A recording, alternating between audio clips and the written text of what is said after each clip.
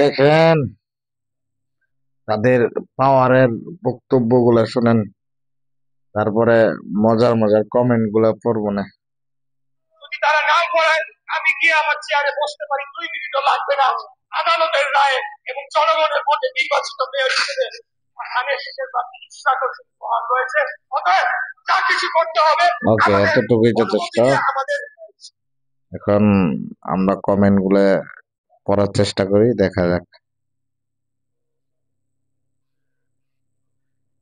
দয়া করে কেউ মনে করবেন না আমি অন্য কোনো দলের এজেন্ডা বাস্তবায়ন করতেছি। আমি আমার সাধারণ মতামত জানাইতেছি। দেখেন, 17 বছর কোথায় ছিলেন বড় ভাই? একটা বালুর ট্রাক সরাতে পারেননি। তারপরে লিখছে, একটা মানুষ কিভাবে এতটা নির্লজ্জ হতে পারে, দুঃখজনক।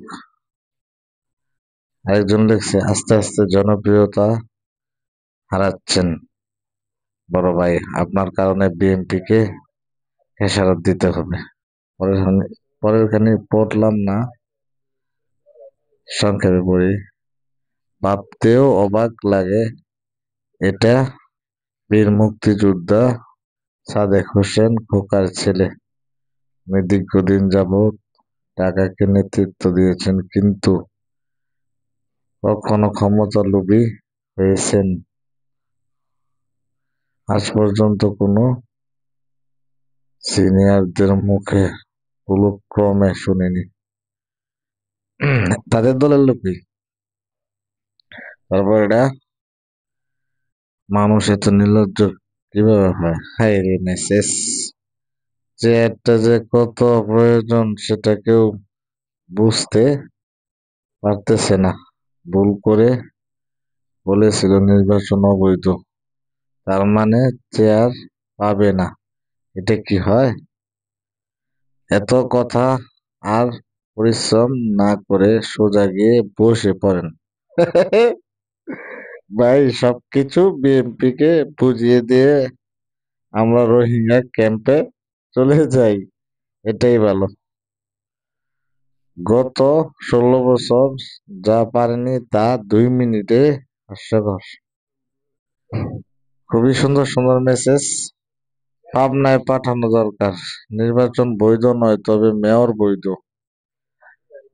ছি, লজ্জা থাকা উচিত। আসলে তাদের কি বাস্তবে লজ্জা আছে? তারা একটা নিউজের পিছনে যদি তারা এইগুলা পড়তো, তারাও তো বাংলাদেশের নাগরিক, তারা সবাই তো আর পাগল আর তাদের সে অজ্ঞানী না। সবাই কম বেশ তো বুঝে, একবারে না বুঝে কোনো।